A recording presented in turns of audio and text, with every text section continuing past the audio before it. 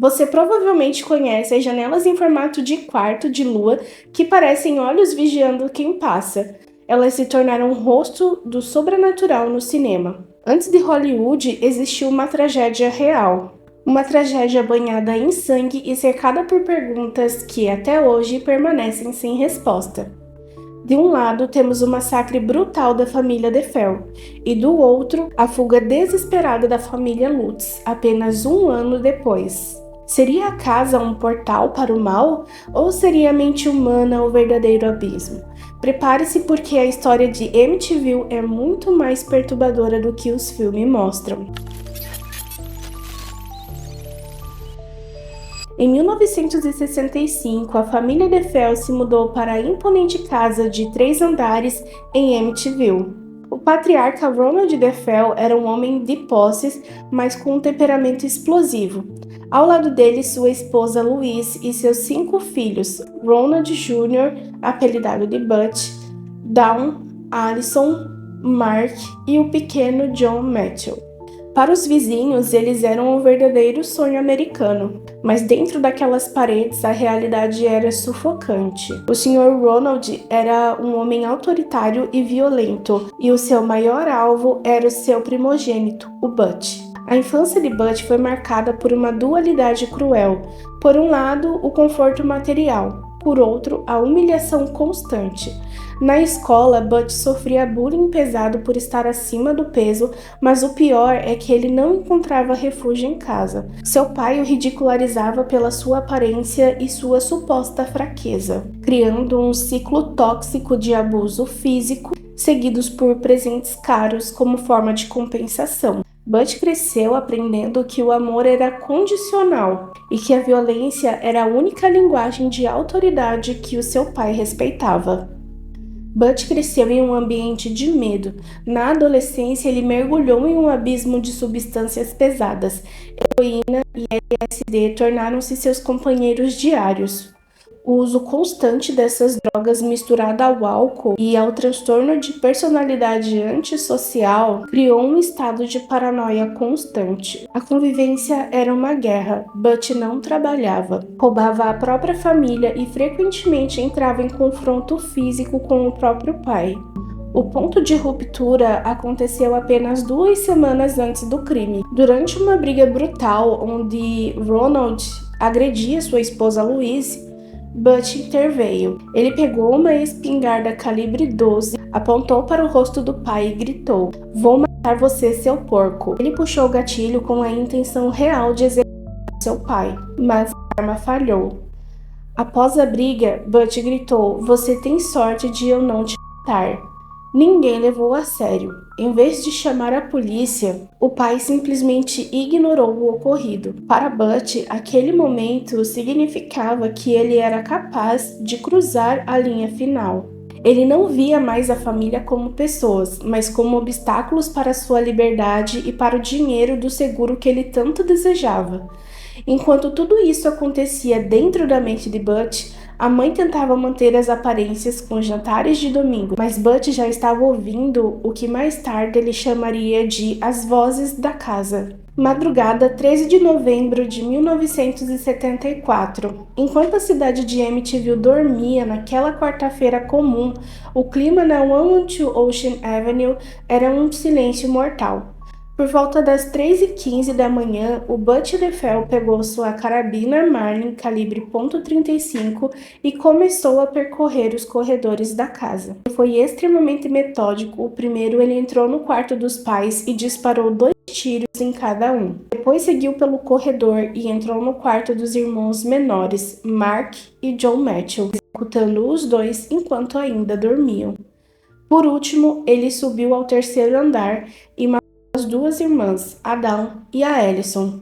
No total, 8 tiros de alta potência em questão de minutos. O que aconteceu depois é o que realmente revela a mente do Butch. Em vez de fugir, ele manteve a calma. Ele tomou um banho demorado, se barbeou e escolheu roupas limpas. Ele recolheu as roupas ensanguentadas e a arma, colocou tudo dentro de uma fronha e saiu de casa por volta das 6 da manhã. No caminho para o trabalho, ele parou em um bueiro no Brooklyn e descartou todas as evidências do crime. Às 7h30, ele chegou na concessionária de automóveis que era da família dele, onde ele trabalhava. Durante o dia todo, Butch encenou uma peça de teatro, fingindo que ele estava muito preocupado porque o pai dele não tinha ido trabalhar ainda. Ele estava reclamando já para os colegas dele que ele estava ligando para casa, mas que ninguém atendia. E por vezes ele também deixou mensagens gravadas como se ele estivesse super preocupado com a família.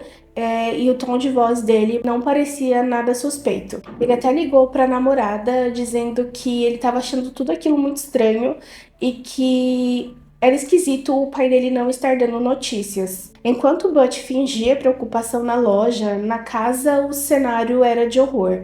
O som da carabina .35 fez um estrondo absurdo, mas nenhum vizinho ouviu os disparos.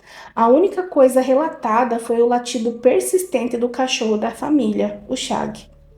E tem a posição das vítimas também. Todos os 6 corpos estavam exatamente na mesma posição, de bruços, com os braços estendidos.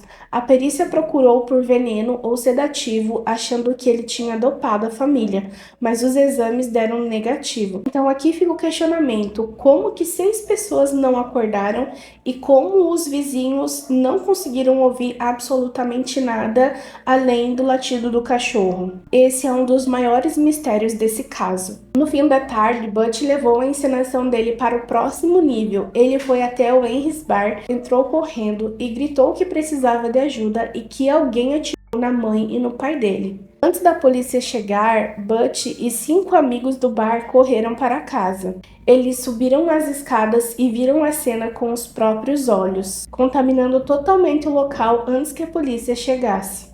Mas a casa caiu quando a polícia achou a caixa de munição dentro do seu quarto. Sem saída, ele confessou e disse: "Uma vez que eu comecei, eu simplesmente não conseguia parar." Mas ainda assim ficou a dúvida: ele agiu sozinho? Existe a teoria de que a irmã dele, a Dawn, ajudou a planejar tudo para se livrar do controle do pai. Dawn, assim como Butch, vivia sob a tirania do pai. Relatos de amigos próximos dizem que ela estava desesperada para sair de casa e morar com um namorado na Flórida, algo que o pai proibia terminantemente. A teoria é que Dawn e Butch planejaram eliminar os pais para herdar a fortuna e finalmente serem livres. Lembra que eu comentei que os corpos estavam todos na mesma posição e que ninguém reagiu? A explicação conspiratória é que enquanto Butch subia para matar o pai, Dawn estaria no andar de baixo e nos outros quartos, ajudando a acalmar ou monitorar os irmãos. Isso explicaria o motivo pelo qual não houve correria dentro da casa. A família não estava lidando com um invasor, mas sim com 2 membros da casa que eles conheciam e confiavam. Durante a autópsia, foram encontrados vestígios de pólvora na camisola de Dawn. Como que ela poderia ter pólvoras nas roupas se ela foi apenas uma vítima que levou um tiro enquanto dormia? A perícia oficial tentou dizer que o resíduo voou de Butch para ela, mas especialistas afirmam que a quantidade era compatível com alguém que efetivamente disparou a arma. Mas se eles eram cúmplices, então por que Dawn morreu? A teoria mais aceita pelos defensores dessa linha de investigação é que após matar os pais e os irmãos, Butch e Dawn tiveram uma briga violenta sobre o que fazer em seguida. Butch, em um estado de paranoia, querendo talvez ser o único herdeiro, não deixar testemunhas, teria rendido a irmã. Há quem diga que ele a forçou a ficar de bruços na cama antes de disparar.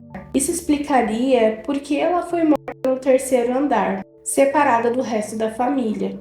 Anos depois, em uma entrevista em 1986, o Butch mudou sua versão e confirmou exatamente isso. Ele disse que Dawn matou a mãe e os irmãos menores e que ele, em um acesso de raiva, ao ver o que ela tinha feito, acabou matando. Embora ele seja um mentiroso patológico, esse detalhe da pólvora na roupa dela faz com que muita gente acredite que dessa vez ele esteja falando a verdade. Depois daquela encenação no Henry's Bar, a polícia levou Butch para a delegacia, mas ele ainda era tratado como vítima. Os policiais estavam preocupados que o matador da máfia que ele inventou pudesse vir atrás dele também. O Butch estava lá sentado, recebendo café e proteção, enquanto os detetives faziam o trabalho no campo da Ocean Avenue. E foi aí que o erro fatal dele apareceu. Enquanto Butch sustentava a história de que um assassino chamado Tony Mazzio tinha invadido a sua casa, um detetive chamado Jared Goel encontrou dentro de uma caixa de papelão no quarto de Butch uma embalagem vazia de munição para uma carabina Marlin calibre .35, a mesma arma que foi usada durante o massacre. Quando Goyle voltou para a delegacia, o tom mudou. Ele não estava mais lá para proteger o Butch, mas para confrontá-lo. O detetive jogou a informação da caixa de munição na mesa e começou a apontar os furos na história. Se a máfia tinha invadido a casa, por que usariam a munição que estava no quarto do filho? E por que Butch não tinha ouvido os tiros se estava na casa? A pressão foi tanta que Butch começou a ficar nervoso, a chorar e confessou que ele tinha realizado o crime. Ele foi preso ali mesmo no dia 14 de novembro, menos de 24 horas depois do crime. O caso parecia encerrado. Um crime de família motivado por ódio e dinheiro. A casa 112 Ocean Avenue foi fechada, colocada à venda por um preço muito abaixo no mercado. 13 meses depois, George e Kate Lutz compraram a casa por um preço baixíssimo. Eles sabiam do massacre, mas não acreditavam em assombrações. Desde o primeiro dia, as coisas mudaram. Um padre tentou benzer o local e ouviu uma voz gritar: "Saia daqui!" A personalidade de George Lutz mudou. Ele ficou obcecado pela lareira, parou de tomar banho e estranhamente acordava todas as noites exatamente às 3h15 da manhã, a hora do massacre dos DeFeos. A filha caçula Missy começou a falar com Jody, uma criatura que ela descrevia como um porco de olhos vermelhos. Após verem objetos levitarem e substâncias estranhas escorrerem das paredes, a família fugiu no 28º dia, deixando tudo para trás. Mas eu não vou entrar muito em detalhes com vocês sobre essa questão de possessões, de sobrenatural, porque a minha proposta para esse vídeo é fazer com que vocês entendam qual foi a motivação por trás de toda a história de horror de Amityville. O caso de Amityville divide o mundo. Investigadores como Ed e Lorraine Warren afirmaram que havia uma presença do mal real. Já os céticos dizem que os Lutz inventaram tudo para lucrar com a tragédia alheia. Os Cromartie, por exemplo, viveram lá por 10 anos em absoluta paz e chegaram a processar os Lutz por fraude, provando que o terror nunca deu as caras para quem não tinha interesse financeiro nele. Ronald Butch LeFevre morreu em 2021 na cadeia, levando os seus segredos para o túmulo. Fato ou fraude, Amityville permanece como um dos maiores enigmas da cultura pop e do true crime. E você, acredita nas vozes do Butch ou na fuga dos Lutz? Deixe sua teoria aqui nos comentários.